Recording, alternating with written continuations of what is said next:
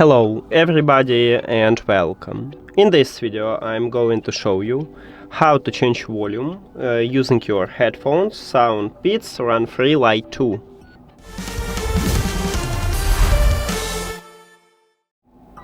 To change the volume at the right headphone we have controls.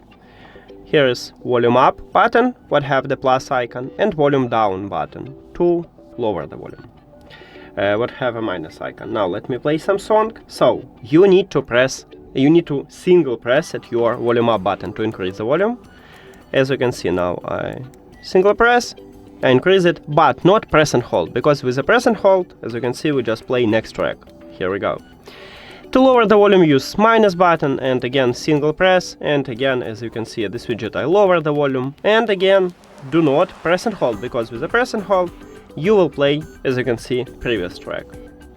And that's it. We cannot modify these controls because in the application we have no options to do this. We can change equalizer and find some information about the headphones, but do not customize controls. That's it. Thank you for watching this video. If you found it helpful, please consider subscribing to the channel and leave the like on the video. See you later.